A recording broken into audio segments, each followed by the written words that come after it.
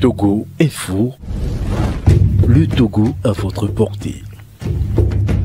Mes chers compatriotes, togolaises et togolais, chers panafricanistes, chers amis du Togo, sentinelle, que dis-tu de la nuit? La sentinelle répond, le matin vient, et la nuit aussi. Si vous voulez interroger, interrogez, convertissez-vous et revenez. Telle est l'intégralité de l'oracle sur Douma, contenu dans Ésaïe 21, versets 11 à 12, prophétisé sur le Togo le 27 avril 1960 par Sylvanus Olympio, le père de l'indépendance nationale. 22 février 2020, 22 février 2023. Il y a 3 ans, jour pour jour, que la terre de nos aïeux a connu une révolution électorale et pacifique inédite dans notre histoire post-indépendance, il y a bientôt 63 ans. Ainsi, nous voici, mes chers compatriotes, tous ensemble, de nouveau dans une fin de cycle où est censée être intégrée la clé de la prophétie d'Ésaïe sur le Togo. Après notre longue nuit et structurante marche douloureuse dont le dernier tournant majeur fut le référendum souverainiste sans appel du 22 février 2020. Pourrons-nous entrer dans un nouveau cycle sans intégrer les leçons du cycle qui s'achève à la suite du quintuple coup d'État électoral, militaire, judiciaire, diplomatique et médiatique initié par Faure Gnassingbé, qui a tenté en vain de me suborner et de me réduire au silence pour perpétuer le cycle pervers de trahison et d'assujettissement du souverain peuple togolais comme crime électoral pour lequel il obtint la complicité et le silence des membres du groupe des 5 ambassadeurs G5 constitués par la France, l'Allemagne, les États-Unis, l'Union européenne et le système des Nations Unies, dont il n'a pas hésité à menacer ceux d'entre eux qui s'opposaient à ce déni démocratique au motif que, sans son accord d'accréditation, il ne serait pas investi chef de mission diplomatique au Togo. Tous ont succombé à la violence de l'usurpateur et embrassèrent le déni de la vérité et optèrent pour la protection des intérêts de leur pays au mépris de la volonté exprimée par le peuple togolais. Pire, la diplomatie française s'est révélée souffrir d'un trouble dissociatif de l'identité avec la Commission des affaires étrangères de l'Assemblée nationale française, exigeant du locataire de l'Élysée un démenti officiel de sa fausse lettre de félicitations afin de mettre fin au scandale diplomatique méprisable, minable, indigne et honteux, à contrario du discours officiel du ministre des Affaires étrangères de l'époque, Jean-Yves Le Drian. C'est ici le lieu d'éclairer l'opinion que si nous interpellons avec constance Emmanuel Macron, ce n'est pas qu'ils reconnaissent l'éclatante victoire historique lors du référendum souverainiste du 22 février 2020. Le souverain peuple togolais, qui en est l'auteur, la reconnaît. Et le monde entier avec, déjà.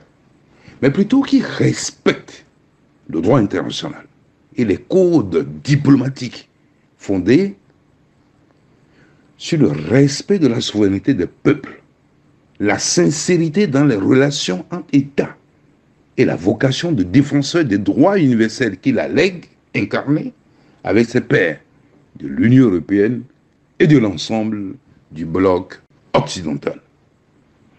Comble de la déchéance morale et du déficit d'éthique sur la terre de nos aïeux, l'éclatante victoire du peuple togolais du 22 février 2020, soutenue le matin par les leaders de la classe politique et ceux de la société civile, est combattue le soir par certains avec une campagne de dénigrement orchestrée par des mains obscures pour maintenir le peuple libéré dans les serres de la dictature au motif que le choix du prélat, Monseigneur Kodjoro, n'était pas démocratique.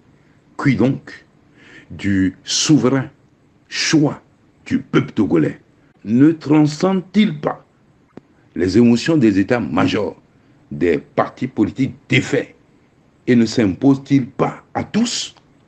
Si réellement c'est la libération nationale qui est l'ultime objectif que nous poursuivons tous, c'est à l'usurpateur que nous devrions tous exiger en cœur la justification de son improbable victoire, une victoire apocryphe dont la jouissance s'achève en catastrophe en cette fin de cycle.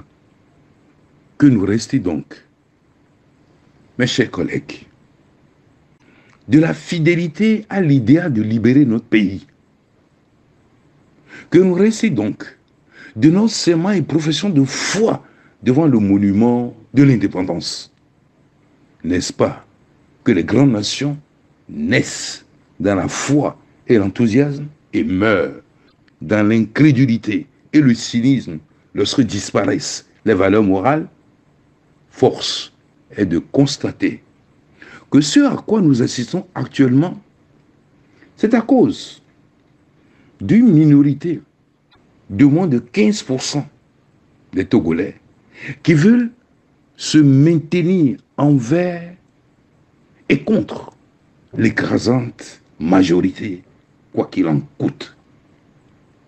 C'est ici le lieu pour moi de rendre un hommage déférent et appuyé à Monseigneur Philippe Fanoko Kodjoro, archevêque émérite de Lomé, pour le précieux travail accompli comme patriote de la nation et dont le cœur brûle d'envie de voir un Togo démocratique avant de rendre son âme à son Créateur. Mes hommages vont également à tous les leaders et patriotes qui ont donné leur vie et tout sacrifié pour un Togo réconcilié et libre, passé de vie à trépas, mais qui œuvrent depuis l'au-delà pour la fin de l'écrasement du peuple togolais par la dictature néocolonialiste multidécennale qui refuse de s'ouvrir à l'ère du temps. Mes chers compatriotes, togolaises et togolais, chers panafricanistes, chers amis du Togo, l'éclatante victoire historique lors du référendum souverainiste du 22 février 2020, après plus d'un demi-siècle de dictature et de pouvoir sans partage, sur fond de prédation des libertés et des ressources nationales, est non négociable. Elle est implacable, insubmersible, et va s'imposer à tous, malgré les manœuvres d'appareil. C'est acté, c'est divin et agendé depuis des temps immémoriaux. Et c'est décrété une fois pour toutes. Peuple résilient et davantage foi en Dieu. Nos aïeux angélisés et tous les patriotes de l'autre côté du voile sont à tes côtés pour la délivrance finale. Sois dans l'allégresse et la joie et rends grâce au Dieu de justice qui te rétablit dans tes droits fondamentaux, dans ta dignité, et attends seulement de voir le sort réservé aux usurpateurs qui seront obligés de prendre 7 chemins couverts de honte, car la preuve est faite qu'il incarne au Togo la pire gouvernance que nous n'ayons jamais connue, marquée par des trucages, la prédation inimaginable, la manipulation, la corruption, la violence et la méchanceté. Comment faire croire à la nation tout entière que la gestion des fonds de riposte et de solidarité Covid-19 est transparente et conforme à l'orthodoxie de la comptabilité publique? Trêve de ridicule. Pourquoi le Togo est-il suspendu de l'initiative pour la transparence dans les industries extractives, si ce n'est la difficulté des gouvernants de fait à déclarer de nombreux minerais? Or, pétrole, diamants, notamment, exploités clandestinement au détriment de notre peuple, appauvri et déshumanisé. À l'instar des scandales de Petrogate, des incendies de Lomé et de Kara, du fonds d'entretien routier, du bradage des bijoux de famille nationale et bien d'autres, les coupables resteront impunis et continueront à afficher leur arrogance face au peuple meurtri, démuni, affamé et désespéré. En dépit de tout, nous assistons à l'effondrement d'une monarchie qui s'écroule sous nos yeux. Et tous les faux et douteux châteaux de cartes qui ont été mis ensemble à coups de violence et de corruption inédites à l'échelle planétaire par le bradage de notre patrimoine national s'écrouleront afin que la vérité soit connue et nous affranchisse tous. Notre histoire politique récente nous rappelle que le 5 octobre 1990, la quête de la liberté, de la justice et du respect des droits de l'homme a conduit le peuple souverain déterminé à la conférence nationale souveraine pour le choix d'une gouvernance plus vertueuse et soucieuse du respect du droit de l'homme, des droits et des devoirs de chaque citoyen et de chaque citoyen. De belles résolutions issues de cette rencontre citoyenne furent malmenées par des divisions internes de la classe politique et par des coups de boutoir de la dictature néocolonialiste, multidécennale et conservatrice. Du sang, des larmes, des martyrs, des vies brisées, handicapées, fut le lourd tribut payé par le peuple et les acteurs politiques de l'opposition républicaine, sans un résultat significatif, sans la transformation sociale, économique et politique de la société togolaise. Au contraire, c'est la multiplication des dérives de toute nature auxquelles nous assistons impuissants à cause de la perversion ontologique, d'où découle le jeu à somme nulle, incrusté dans l'inconscient collectif de notre peuple, à savoir, si ce n'est pas moi, le chaos peut advenir. Pourtant, la lutte contre la dictature néocolonialiste multidécennale semble être l'essence du combat de toutes les générations au cours de ces 30 dernières années. En mémoire de tous nos martyrs, rien ne saurait nous opposer, rien ne saurait nous diviser, si ce n'est nous tenir en haleine que seul compte la défense de l'âme, de la terre de nos aïeux, de sa souveraineté et de son identité. Mes chers compatriotes, Togolaises et Togolais, chers panafricanistes, chers amis du Togo, depuis 3 ans, notre pays est embourbé dans une ambiance de déni de la démocratie, de violence, dans l'indifférence de la communauté internationale, tandis que le patriarche de la nation, Monseigneur Philippe Fanoko Bojoro, et son assistant personnel, Marc Modji, le président élu démocratiquement, et bien d'autres patriotes sont contraints à l'exil, craignant pour leur vie. Pendant ce temps, les prisonniers mercenaires d'ailleurs se font libérer. par le naufragé du 22 février 2020, alors que meurent à bas bruit dans nos prisons des prisonniers politiques, à l'instar de leur excellence Jean-Paul Omolou et Jimon Auré, pris en otage au long de notre combat souverainiste. L'arrêt numéro ECW-, CCJ-, JUD-, 11 / 2022 du 24 mars 2022 de la CEDEAO, condamnant l'État togolais à rétablir le président élu dans ses droits dans un délai de 3 mois, est devenu un marchepied pour les seigneurs de la violence physique et morale. Dans ce beau pays, légué par nos ancêtres, doté par le Créateur d'immenses ressources pour rendre heureux ses habitants, n'y a-t-il aucune âme de sagesse capable de lever le drapeau blanc de l'amour, de la paix et de la vérité pour rassembler toutes les filles et tous les filles du Togo tout entier pour mettre fin à cette guérilla politique et sociale qui nous conduit vers un anéantissement collectif. Il est temps de se réveiller et de répondre à l'appel de la prophétie d'Ésaïe 21, versets 11 à 12, invitant le peuple togolais à la conversion.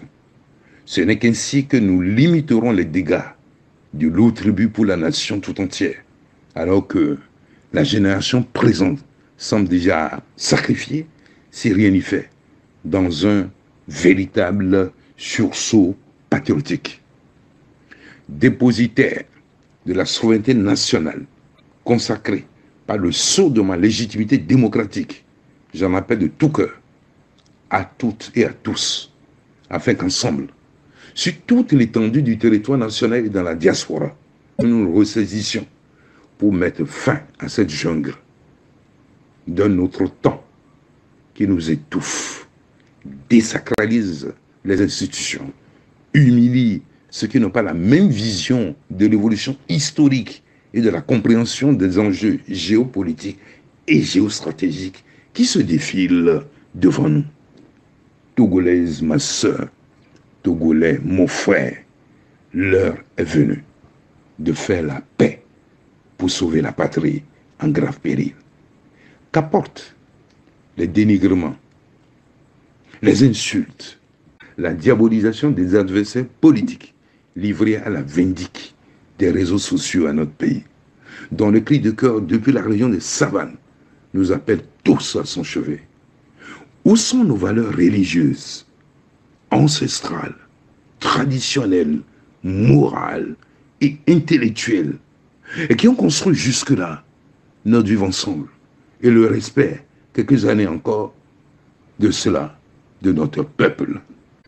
Alors, debout. Debout, jeunesse togolaise, femmes togolaises, apprentis, artisans, paysans, forces vives de la nation, fonctionnaires, leaders religieux, responsables de la société civile et des partis politiques, forces de défense et de sécurité, tous ensemble, debout, pour exiger maintenant le respect du choix souverain du peuple togolais. Soyons tolérants et que l'éthique et le bonheur du peuple togolais soient notre seule et véritable quête pour une société juste, solidaire et de prospérité partagée pour tous. La terre de nos aïeux traverse un processus intense de changement, de purification, de transformation qui requiert de tous, individuellement et collectivement, l'intégration des grandes leçons de la vie, à savoir amour, pardon, vérité, justice et empathie. Aussi bouleversante, frustrante et pénible et déshumanisante que puisse donc paraître la longue et grave crise politique grevée de détresse socio-économique sans précédent de notre pays, tout en réalité se passe conformément au plan divin et selon le choix de chacune de nos âmes. C'est pourquoi, en se tournant en particulier des 63 ans de notre histoire commune, post-indépendance, qui voit la fin d'un cycle. Je vous invite à ne point céder à la peur, encore moins au doute, car tout est accompli. Et le thème de la délivrance du Togo est bel et bien arrivé. La clé de la prophétie d'Ésaïe sur le Togo, proclamée le 27 avril 1960 par Sylvanus Olympio, père de l'indépendance nationale, se trouve dans la sagesse de la confiance partagée. C'est-à-dire que quand nous reconnaissons l'autre comme le miroir de nous-mêmes, le reflet de nous-mêmes et notre frère, alors la nuit s'achève et le jour apparaît lumineux. Les douloureux événements qui nous déchirent actuellement dans la région de Savane, en proie au terrorisme international, avec la perte de notre intégrité territoriale, nous rappellent cette grande leçon de vie qui constitue le fondement de tout partenariat, de tout rapport sincère à l'autre et de tout vivre ensemble harmonieux et prospère. C'est seulement et uniquement de la sorte que nous mènerons ensemble la terre de nos aïeux vers la justice, l'apaisement des cœurs, la véritable réconciliation de la nation tout entière, la cohésion nationale, la solidarité, la fraternité, l'émancipation, le développement intégral et la prospérité partagée pour tous. Alors, ma soeur, mon frère, engagé dans le combat souverainiste de la libération nationale, debout, pour le nouveau cycle qui s'ouvre devant nous, ensemble, debout, pour une nouvelle gouvernance vertueuse, respectueuse de l'équilibre des intérêts et à même de relever les multiples défis actuels auxquels est confronté notre monde en plein bouleversement majeur. Debout, debout, debout, avec vaillance et en avant, toutes ensemble, vers l'implémentation du triptyque transition, constituante, refondation, en vue de l'émergence glorieuse du Togo hors de l'humanité. Vive la révolution électorale et pacifique du 22 février 2020. Vive la liberté et la souveraineté intégrale du Togo, sitôt. Vive la République. Et que Dieu bénisse le Togo, chacun de ses enfants, l'Afrique, le monde et la création tout